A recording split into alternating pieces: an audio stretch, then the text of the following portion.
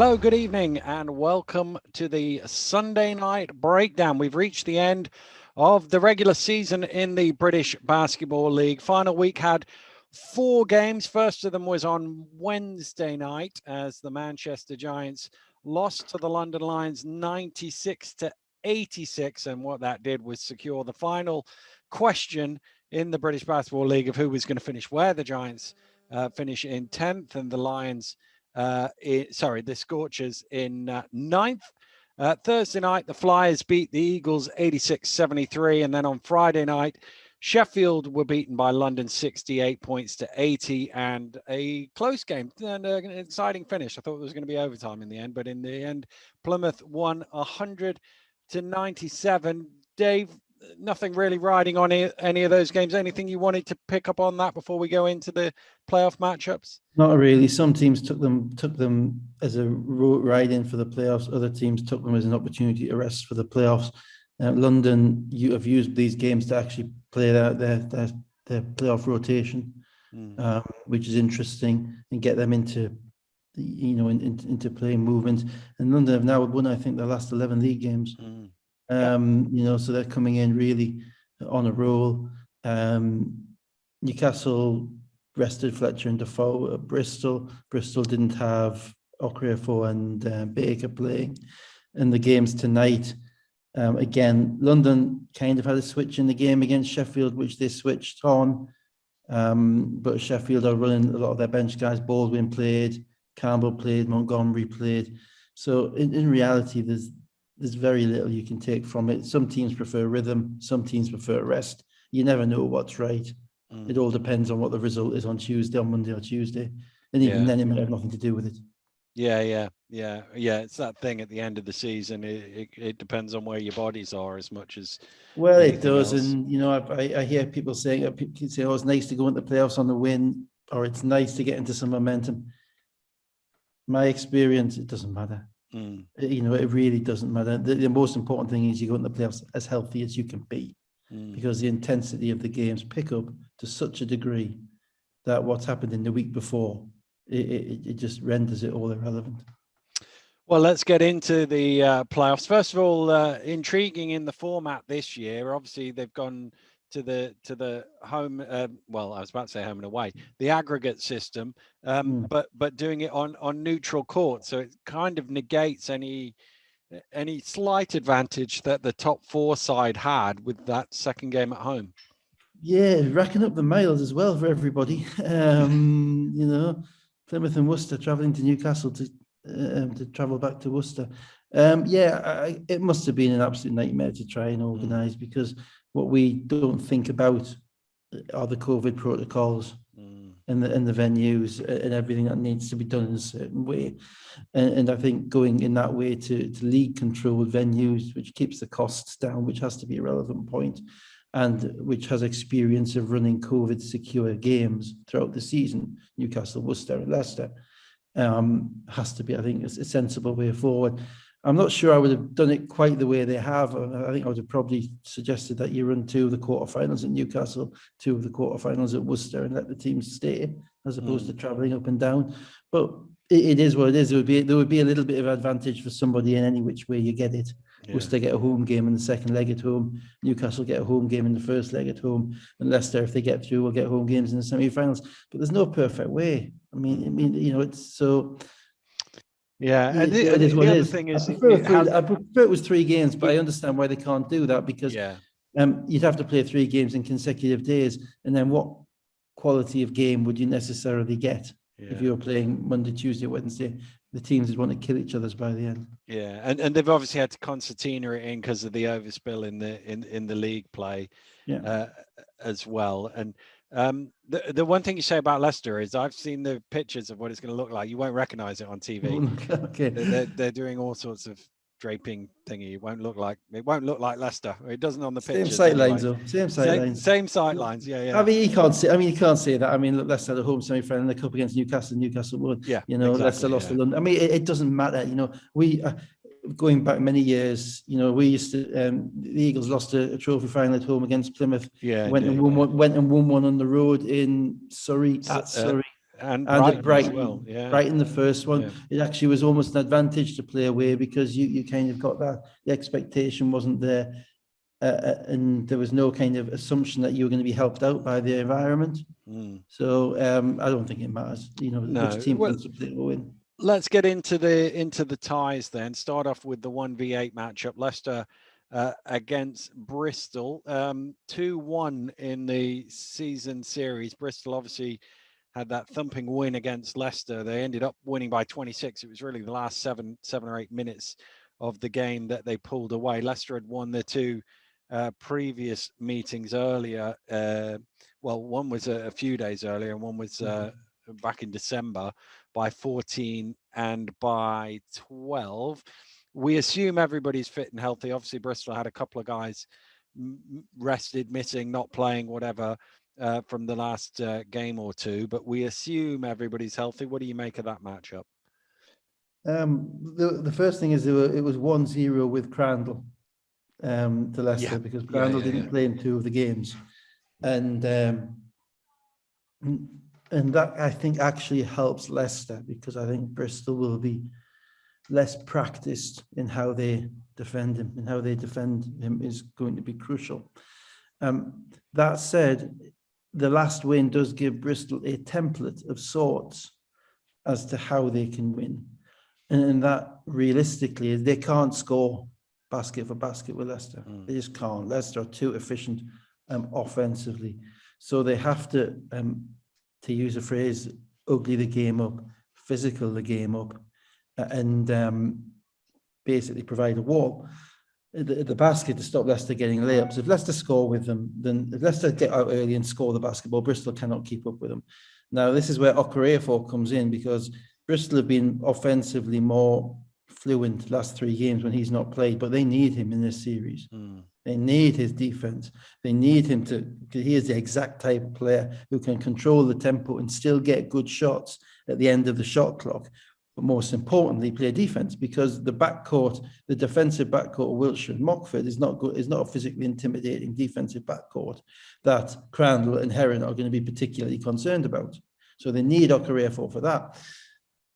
Also, it'll be interesting to see what Bristol does with matchups, and this is where I say not having Crandall play against them hurts, because Crandall's best matchup for Bristol is Lockett. You've got a guy with a lot of length, athleticism, and in theory stay in front of him. The little point in having Lockett with all his physical gifts chasing around Corey Johnson off screens. You may as well have him on the ball where he can impact the game.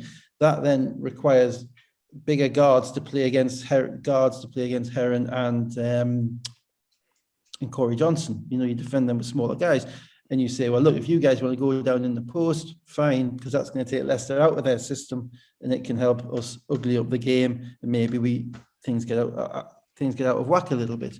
So that'll be an interesting adjustment to see what Bristol do.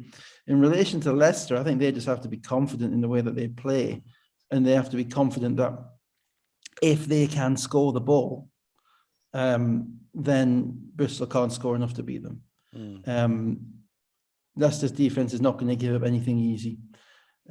They gave up in that game that they lost, as you say. It was a lopsided loss, but it was also it was something of a misnomer, because it wasn't a 26-point basketball game. It was a 20-point fourth quarter, and as I say, Leicester kind of ran out of gas. So the matchups will be interesting. How Bristol uses their bench will be interesting. I'm not sure they can play 10 guys in this series. No, they play 10 you guys. Usually find in the playoffs that the rotations get shorter, and actually, even the deep teams don't go all the way. No, it's because you basically, in these 2-game playoffs, you need to ride the people who are playing well. You don't have the time to give minutes to guys who may not be in rhythm.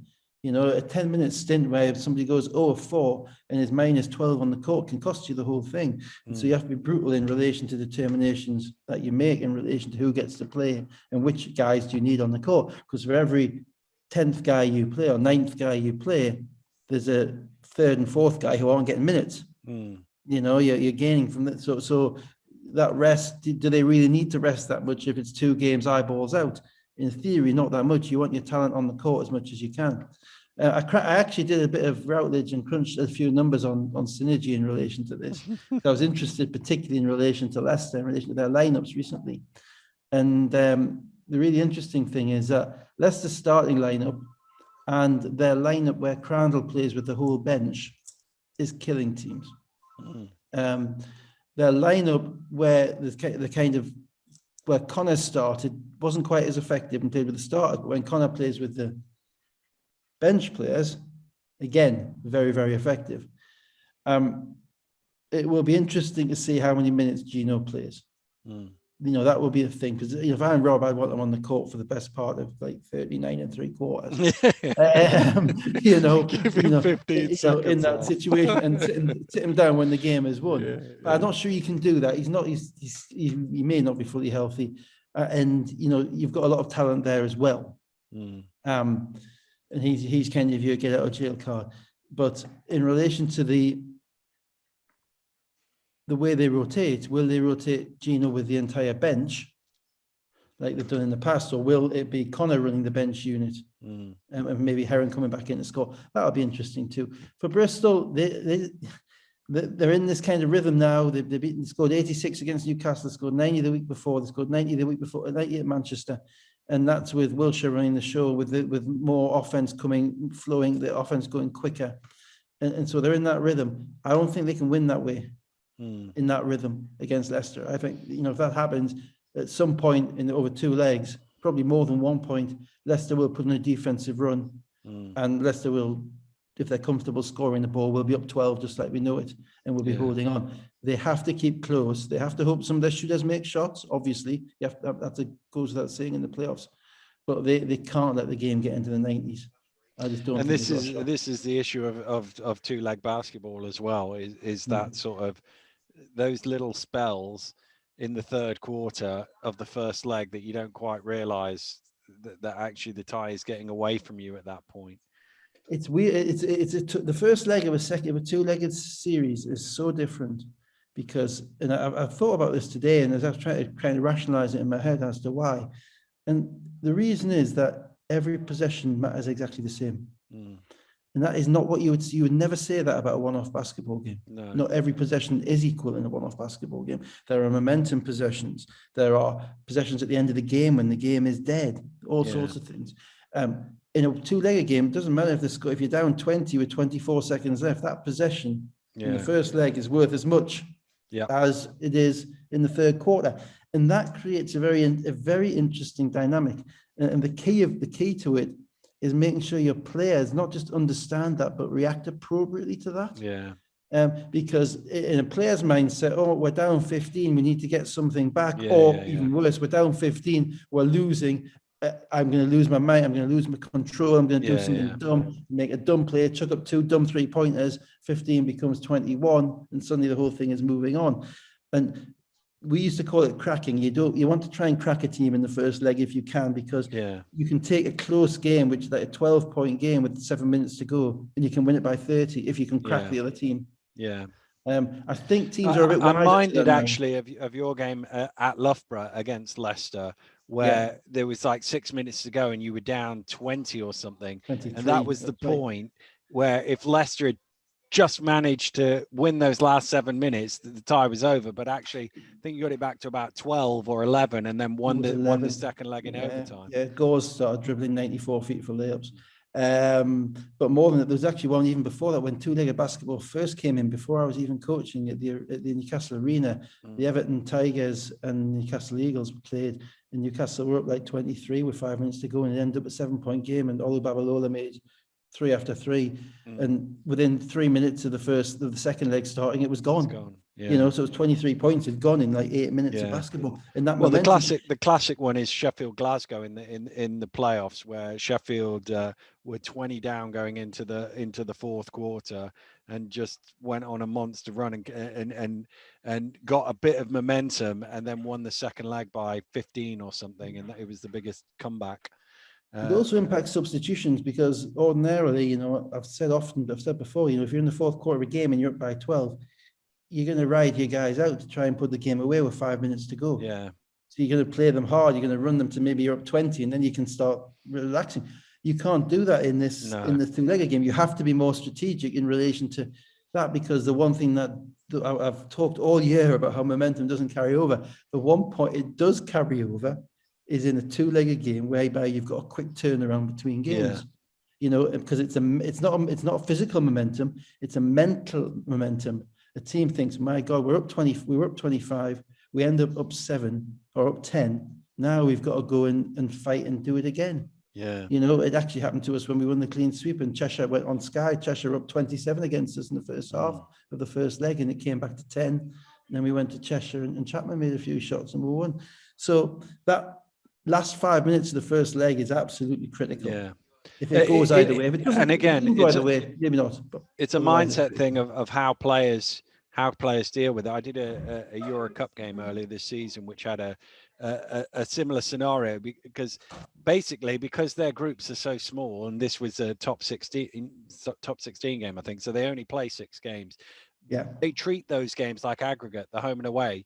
And there was maybe it was a regular season game and it was out of the 10 games, but it was late in the game and it was a 15-point game, and they'd lost the previous meeting between the teams by 17. So they played the last 2 minutes to win on the aggregate, if you like, even though it was in a group stage. And not everybody in the BBL has done that before to think it through. Obviously, the European teams play in that competition every year, so we're used to the rules of it and the way. Nearly started a fight at the Kelvin Hall in Glasgow, that did, because we had probably my first and my second year, Mike Copeland's year with Sterling Davis at the Rocks.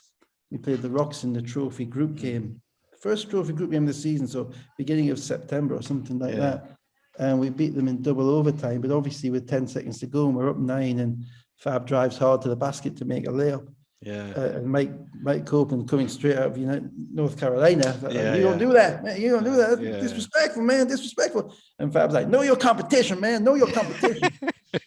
and this is all happening at centre court at the end. And Sterling's like coming. I get it, Fab. Okay, move on, because it was them. I think it was Glasgow, maybe Durham, or somebody in Newcastle, and the third team was going to lose 2 games. Yeah, we were going to lose all the games, so it was going to be a head-to-head between Newcastle and Glasgow. Yeah. So winning by as many mattered, and it is a relevant consideration. So there's a mental side to it as well. I think teams are better at it now because they're more used to it. I think coaches are better at training for it now than they were.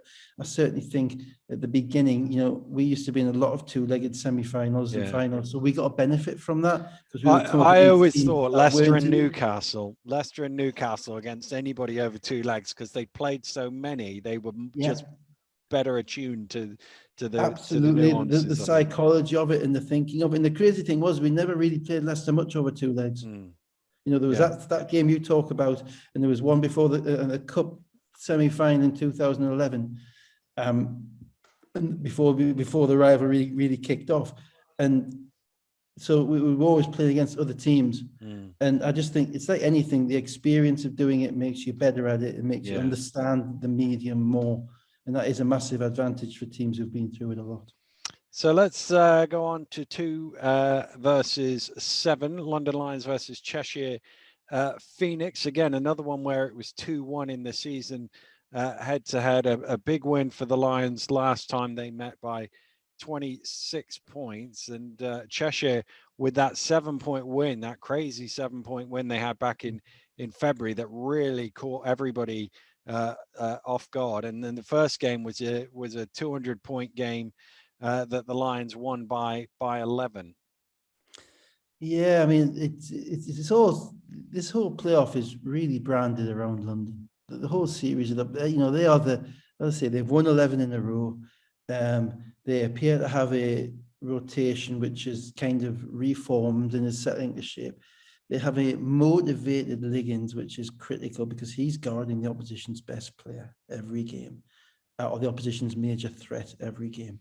And in the playoffs, if you can negate the opposition's major threat with your best player, and he's locked into doing that, and he's as good as he is at the other end, they have to be favourites. They have to be favourites for the whole thing, because then you throw it. I say motivated. I'm certain the reason he's motivated is because he's watched Leicester pick up the cup and picked up the league, and thinking, well, look, but for a ridiculous weekend, that could have been us. That's the reality of it. So London now, and I crunched some numbers on them. They with that lineup of Liggins, Robinson, Williams, Parker, and Ali Hodzic is killing teams. Absolutely killing. He started Ali Hodzic the last couple of weeks, and he's supplanted Tuaya now as the starter. They're actually playing those guys a lot more as well. Vince is kind of not sharing the minutes around as much, even in the warm-up games. So Ware is coming in, is basically just coming in to run up and down and shoot the ball. And if he makes it, great. And if he doesn't make it, he comes out of the game. He strikes me, again, doing European games, he strikes me as that sort of role that you see on European teams where a guy, and your guy who was playing in Italy a couple of years ago used to do that role, and I've forgotten what his name is now. Played at Newcastle. Yes, Andre Jones. He did that where they would just basically throw him out there for like 5 minutes, and for those 3 to 5 minutes that he was out there, he basically was go and do it. You just go and do whatever it is you want to do. You score, play some defense, get a rebound here and there, and then back off again. And it was almost like go on and just score sort of thing. Go on, you green light, don't worry about anything else. And where it seems like when they throw him out there, it's right. We'll run everything through you now. Let's see what you can do for the 2, 3, 5 minutes. Fair, I think they've figured out. You've got to know your own team. I think they've figured out that is his skill set.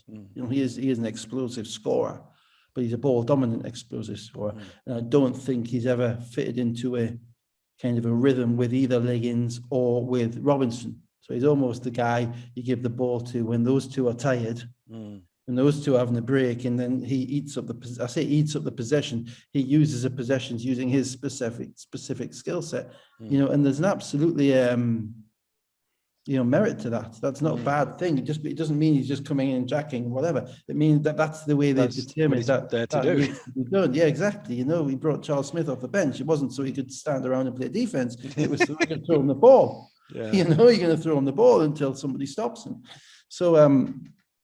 So yeah, and they've settled into that routine. I'm still concerned with their centre rotation because they've got too many and they haven't figured it out yet. Ali Hodzic is number 1. I have no idea who 2, 3, and 4 are. They're playing Tuaya, Okoro, Walker, and even Parker at times. And I think the best lineup might end up being with Parker at the 5 and being small with Ward, Hibbert, Parker, Liggins, Robinson, and Williams. And then the question is, are they brave enough to play that in big games? I guess the question, and we will talk about Cheshire in a second, but I guess the question with London is we talk about everybody else shortening rotations. It's much harder to shorten the rotation when you've got, guys who have done stuff for you. And I'm thinking of Okoro in recent weeks, who may not even be on the score sheet. Yeah, that's right. And Spencer. And Spencer, he may not be on the score sheet. And that's the thing. I think they have it sorted around Liggins and Williams because Liggins and Williams are playing 32 plus minutes in these games. Liggins is happy playing basically most of the first half before he comes out for a blow with 4 or 5 minutes to go in the second quarter. And Williams the same. Those two guys are head and shoulders above any of the other wings that they have. Robinson is their starting point guard.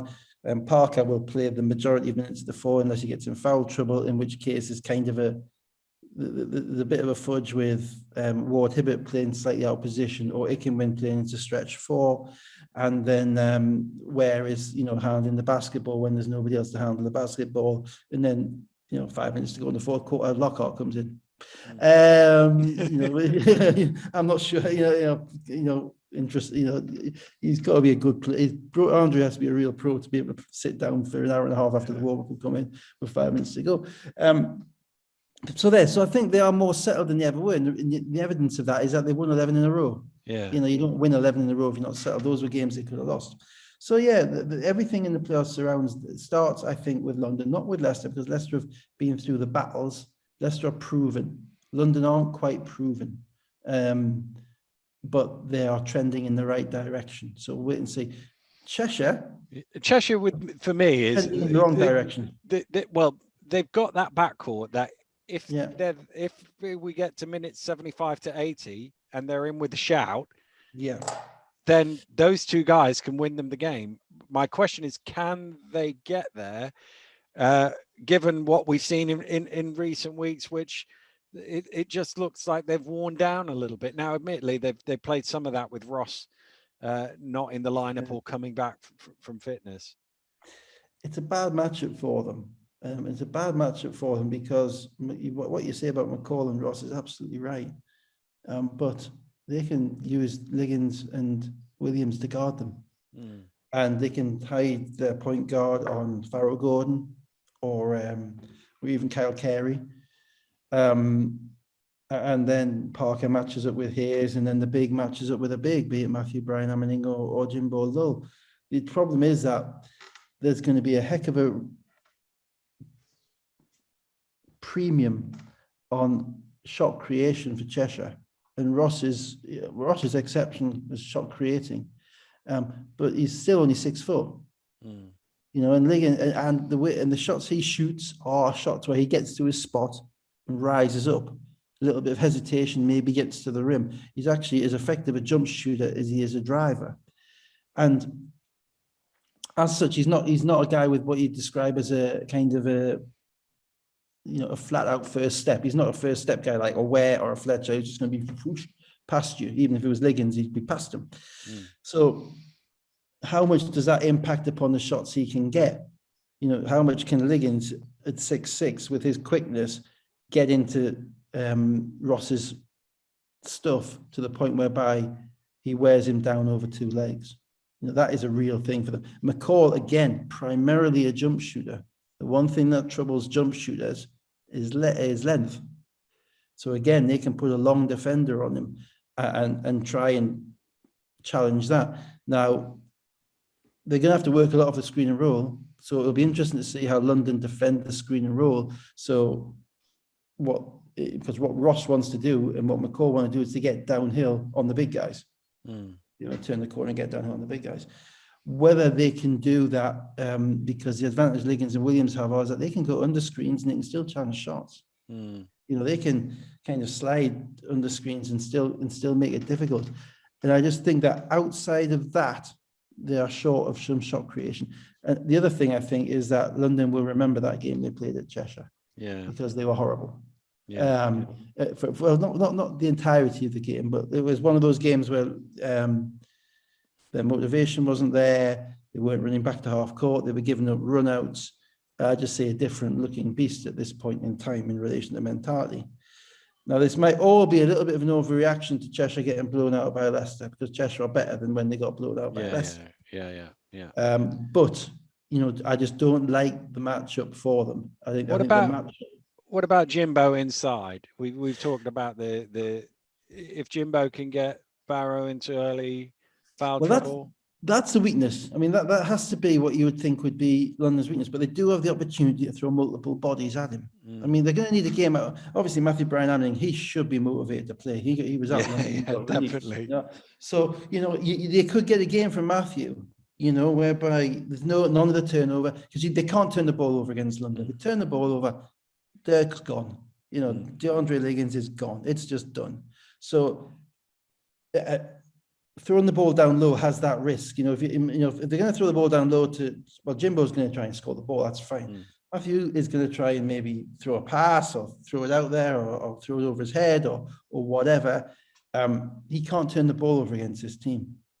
So if he is on and decides that, right, I'm going to carry a load, he's a guy who actually could carry a load for Ross and McCall to the point whereby it impacts upon London. But they need the very best type of Matthew Bryan Ammoning in this. And I actually think he's more likely to be effective than Jimbo, because Jimbo can back them down, but I can't see them beating London in a kind of a back down, brutalized game, because they still need Ross and McCall to create shots, and if they resort simply to throwing the ball down low and fighting for it, I think London have got too many bodies and they're too big, and then worse than that, they will run off misses. So it's a tough matchup. It's a tough matchup for Cheshire. I mean, they shouldn't be competing with them. Let's be blunt. On budgets, on competition. It's not to use a phrase, a fair fight. But it's sport, and that's what teams are in sport for. So it's not an excuse either. You know, you still give it your best shot at getting as close as you can, and then hopefully getting into their heads and hopefully causing them to crack and maybe get frustrated and it's just hanging around. They have to keep London out of transition. They just cannot get, if they don't keep London out of transition, they're dead in the water. Let's go to 3-6, Plymouth against Worcester. And obviously Parks is definitely out for the Wolves. We don't know about Anderson. There was talk a few weeks back that he was going to be back for the playoffs, but even if he is back for the playoffs, he's going to have to hit the ground running for a guy who hasn't played for months and months, really. Yeah, and yeah, they've been very quiet about Anderson, so I can only assume that there's something significant not right with him, whether they know it or not. And also Plymouth. I mean, will we see Andrew Lawrence for the playoffs? Well, there was talk. Yeah. There was talk about it. There was talk about him coming back in March at one stage, and obviously, where are we now? The end of April, beginning of May. So I would be mega surprised to see him out there. That would be the So would I. Particularly as they just had a game, he could have had a run up and down in today for 10 minutes and didn't play. So yeah, Parks is a guy they probably miss more over the two legs than they would over one. I don't think he's necessarily kind of a game changer, but he's a depth player that they could probably use because there's going to be a lot of pressure on Jordan Williams and Elijah Burns, and then you're getting down into the depth chart and Daniel Johnson-Thompson, you know, all playing with a lot of guards. In the past, they could kind of solve that by playing small ball and going with the three guards, but they don't have three guards, they only have two guards. So really, they're in a particularly tough situation to be down two meaningful American players at the time of the season when you don't need them. It is really it's just an exemplar of their season. It's where they've been the whole season. They've never been where they wanted to be. There's something in that, though, isn't there? The fact that it's not just like they've lost two players at the end of the year and woe is us, what we're going to do. It says they had no players at the beginning of the season. They lost players in the middle of the season. They've got, you know. Yeah, there is, but you generally have they played an entire game with everybody this year? I'd be very surprised. Matt will tell us. But I would say every time you get a new kind of injury like that, you need 3 or 4 games. Yeah. Not one. One injury in this league should not matter. It should not impact any player, even Crandall, Gordon, whoever. One injury should not be a situation whereby you're looking at it thinking, oh, it's going to be tough for us to win. 2 injuries is a different kettle of fish. 2 injuries, that changes so much in relation to depth. It changes so much in relation to pecking order on the team. And I always used to say to fans, look, imagine if we had our full team and they were missing those 2 guys. When we're missing 2 guys and they've got a full team and it's a 5-point game, it's a really, really, it's a game-changing thing. So I think they struggle. They're going to need a lot of shots to be made. They've lost to Plymouth 6 times this year. 6 times, yeah. So that's got past the point of, it's tough to beat a good team 3 times. It is. Yeah. Once it gets to 6 times, it becomes a mental thing. I mean, it doesn't normally get to 6 times because, very rarely you play a team 6 times. But at that point, now it's a mental thing. It's not a question of kind of it's your turn. Yeah. They've already had all those turns and they've given them their best shot to prove it, and they've still not got across them. So and to be fair, the closest one between them was in November. Yeah. Now, everything else has been pretty comfortable.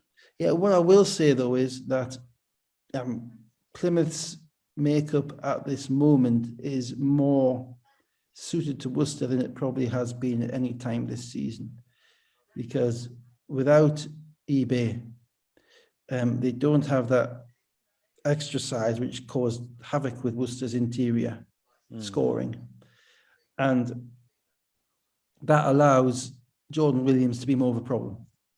And Worcester are going to have to almost go back to where they were in October and November and be throwing the ball to Jordan Williams, and he is going to have to be damn near a triple-double in these games to help, to cover what needs to be covered. 79.5 minutes. In 79 3/4 minutes. Yeah. Yeah, absolutely. And that is But the matchup for him with Ashley Hamilton or Will Neighbour or even Michael Cherobia is a better matchup than the matchup for him with Prince Ebe. Mm. And he has to play the 5 because Burns can play the 4, but he hasn't got Parks to play minutes behind him. And if they have to play, Johnson Thompson hasn't played much this season. He's coming back with an injury himself. He's young. And if they have to play him too much, they're going to struggle.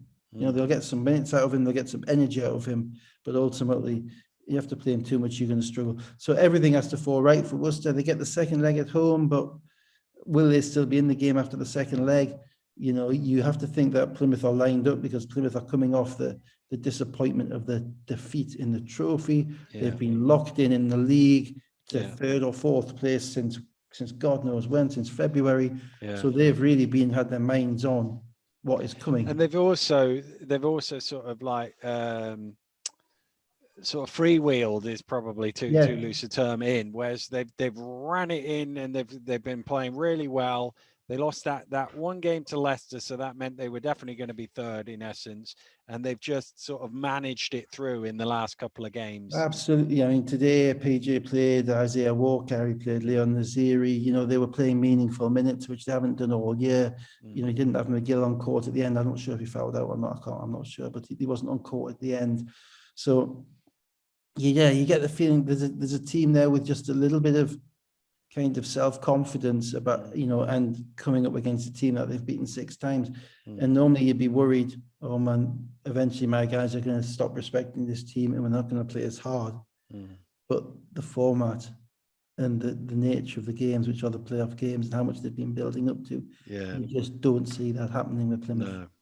No. So, you know, I hope Worcester make a fist of it. I think everything has to go through Jordan Williams. I think Kimball has to shoot the ball out of his mind. You know, and Bownick has to use every single bit of his nous, every single bit of his European awkwardness to deal to find a way of, you know, impacting them. But it's going to be very hard for them. It is. I think if we were doing a confidence poll, I would have Raiders as my most likely to get through team out of the 8 that are playing. So let's go to the 4-5 matchup.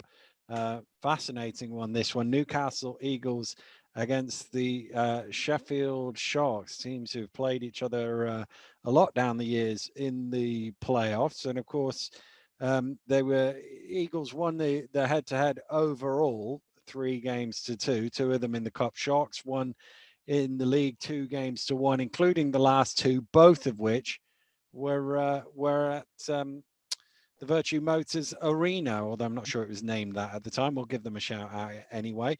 And won pretty comfortably twice in a week. Twice in a week, yeah. It's really interesting. It really is an interesting matchup because Newcastle's all season have been a team with a very high ceiling but quite a low floor. You know, they've risen to they've beaten London and Leicester, I think, 7 times between them. You know, they've beaten London, I think they're 4-3 against London, they're maybe 3-3 against Leicester, something like that. So they've got a very high ceiling in relation to how good they can be on any given night. But they've also had a number of games whereby you just think, or even part of games whereby they've dipped to a point, you know, which is virtually subterranean. Well, they've lost to the 2 teams that haven't made the playoffs in recent weeks, and they nearly lost to the other one as well. Yeah, absolutely. Yeah, the Glasgow game. That's right. So they're a very high ceiling, low floor team. Sheffield are the opposite. Sheffield, I think they finished 15-15, something like that. Sheffield are kind of all season have been a relatively high floor, but relatively low ceiling. You haven't seen them being able to explode away from other teams. Now, to be fair, they haven't played Leicester since God knows when, since January, I don't think. Sheffield. I think they played a game where they had that play at the end. They could have won the game. And they played them early in the season, and they've beaten London at home in the game where London came back, which all sorts of things were going on. But they've also lost games that they probably shouldn't have lost, but they don't seem to ever get blown out. They're a very consistent team. So in many ways, that can be Newcastle's kryptonite, because their kryptonite is the team that just doesn't go away. The team that rides out the blows is used to riding out the blows and when waits for the opposition to dip and then pounces. And that's certainly what happened in one of the, probably the second game at the Arena, the last game they played, when Newcastle, I think it was on Sky, Newcastle were up 12 at half time, I think, or something like that. And Sheffield, and then it went from there to there. 12. And Sheffield just maintained their level, got comfortable, got more aggressive, and scored. Now, what Sheffield have done very well against Newcastle is exploit their interior defense. Generally, when they go quicker, when they've moved the basketball from side to side and, you know, being all very team orientated and pass, and, you know, chuck up a shot with 5 seconds to go, they've tended to get stagnated. But when in the second half of games they've been behind, their guards have started becoming more aggressive and just started making plays. That's Helmsley, that's Ratino, that's Nick Lewis, obviously. Then at that point, Newcastle haven't been able to wall up enough quickly in their first 10 seconds of defense to stop them. And so they've been giving up a lot of layups and it gets going in, and you see Sheffield's confidence come from that. The game, both games that they played recently at the Arena were basically without Gordon. Gordon hurt his ankle in the first quarter of the first game. So it's a little bit like the Crandall thing and Bristol, in that Gordon will have a point to prove because he has to sit there watching his team blow 2 games and throw 2 games away, he would say, injured. And he is the game changer in this whole tie, because Sheffield Sheffield have guarded Fletcher and to a certain degree Edwards for years. They help a lot defensively. They'll generally be a second man there at all times to try and take away from Fletcher getting to the rim and making the layups like he does, and making them make extra passes. So the question will be, can Newcastle match the athleticism of Sheffield in the paint, and can they cobble together enough interior defense to make guys like Lillard and Ratino rearrange shots to keep them away from the rim? The final key to the basketball game, to the 2 legs, I think, will be Cook. Cook is a real bellwether for Sheffield. When he is impactful, he scores efficiently, doesn't demand the ball, but he gets baskets which defensively annoy you because you play good D, and then the ball breaks to him, he gets an offensive rebound, or he catches the ball at the top and he makes a little 12-foot, or he makes a spin, and you look and suddenly he's got 14 points, and you know, and those are points which you think, man, we didn't account for those points. Just as easy could he have 2 fouls. Just as easy could he have limited impact on the basketball game. So it's kind of 2 big men who kind of flattered to deceive a bit in Coke and Maxwell. You know, the way that matchup goes, because they will end up playing minutes against each other. I imagine Newcastle will still start to fall because I think they need to. But Maxwell but obviously Sheffield are starting Tuck, so Tuck get to knock each other around a bit like they've been doing for the last 12 years. And then Maxwell and Coke will have to play against, and that matchup will be, you know, which one stays on the court and which one's able to help their team, because will be a source of cheap points, which will take the pressure off Helmsley, it'll take the pressure off Fletcher, it'll take the pressure off all the other guys, if their bigs can do it. So I think the guards may match themselves. The guards may just match up, and the key will be the interior defense and how easily either the bigs can score or how easily the guards can get to the rim. Yeah, it's interesting watching Sheffield. You feel like they'd be well suited to an 80-minute tie. The way they've played this year, you feel like it's tortoise and hare stuff, isn't it? It feels like they'll just keep plodding along over the course of 80 minets. And it's that low, as I say, it's a high floor. So we're never too low, but we're never too high either. Yeah. And you know, we are going to lose our. You know, Helmsley may be the coolest player in the league. I'm not sure I've seen him sweat this season. You know, he just plays at such a pace, which he can almost be confused for disinterested, and he's not. But it can be, you know, he's just so methodical in the way that he scores and the way that he plays. The Lillard is the other side of that. Lillard is a firebrand. Lillard is a head down guy. Get to the rim, clench, that type of stuff, and try and inject a bit of passion into it. And then obviously the enigma that is Kipper Nichols again. Which Kipper Nichols turned up? I'm pretty sure Justin Gordon's going to turn up. Am I sure Kipper Nichols is going to turn up? No, but if he does, he can be the best player on the court. So it's a game. It's a tie, which I think will have considerable fluctuations. Sheffield have got a more grooved roster than Newcastle. They've got basically 8 guys they're going to play. And that's if Marsden's playing, because he didn't play tonight, so I'm not sure where he's at. Newcastle have had 10 guys playing for quite a while now.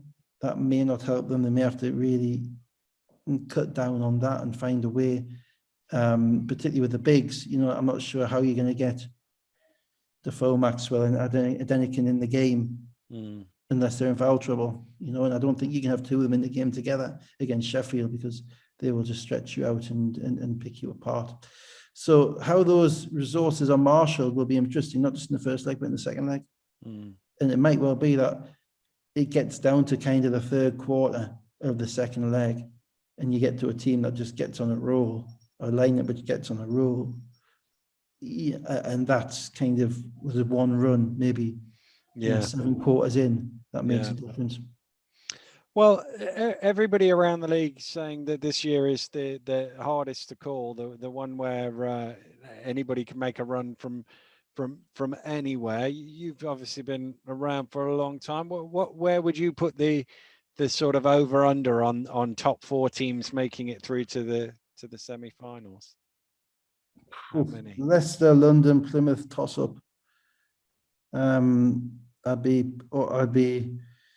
85% Leicester, 90% London, 92% Plymouth, and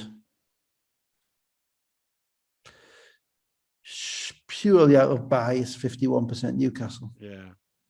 To be fair, I would be somewhere in that same sort of thing. I think the top 3 will see it out over 80 minutes, and the one that I would not really worry for, but the one that would give me most pause to think on is just how Sheffield have played this year. An idiot bets against Fletcher and Defoe. That's right. That sort of thing. That's the other thing. I try not to be an idiot, but the way Sheffield have, just as you say, that sort of, they feel like an 80-minute team. I don't know that. Well, I think that might be probably because, with you 51, 52%. I think the reason they feel like an 80-minute team is because they've been a second half team all season. Yeah. Their first halves have been pretty dire. Now, that might sound like a little bit of an exaggeration, but if you go back through the numbers, you'll see there are multiple games that they're down 10 or more at half time, and they shouldn't have been with the team that they've got. But they don't quit and they don't give in, and there's always something coming back. Now, that becomes less impactful over 2 legs because it's only a quarter of the game, the first half. And it can actually feed kind of fool's gold, false confidence into the opposition.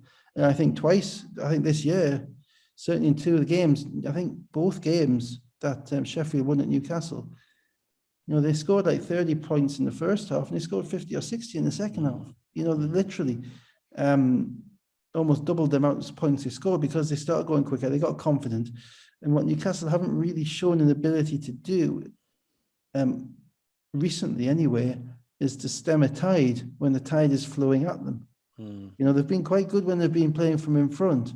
In the bigger games, and they've been around. But when the tide is flying, tides don't fly. The tide is surging towards. Let's use some coronavirus phraseology. When the tide is surging towards us, there's a few times that they haven't had any answers, and so Sheffield won't crack. I don't think Sheffield won't crack. They might lose, but they won't crack. I don't think. The team might get a bit angry, might get technical, but the player, the team, but that will generally be to fire a team up. But I don't see those guys doing anything different. I don't see them shooting shots out of their offense. I don't see them making dumb plays. Lillard can be a bit headstrong, but the rest of, they're in the system. And if Lillard's not working in the system, Tiba's going to take him out. So I don't see that. Newcastle are more temperamental. And that's a risk in a 80-minute game. And the games that they've been successful in, notable successes in the big games, they've kind of won on the basis of positive emotion. Whether it's Gordon flying in for a dunk, whether it's Defoe taking charges, they talk, there's a bit going on. And that emotion can be, a blessing and a curse. And you never know which one it's going to be. It's more of a blessing in a one-off game than it is in a two-legged game. It's more likely to be a curse in a two-legged game because you've got to maintain that composure the whole time. It'll be fascinating to see whether they're able to do that. On pure talent, because of Fletcher and Gordon, Newcastle should win. But there's a lot more that goes into the playoffs than just 2 or 3 guys, because technically any team is going to be looking to take those guys away. Yeah.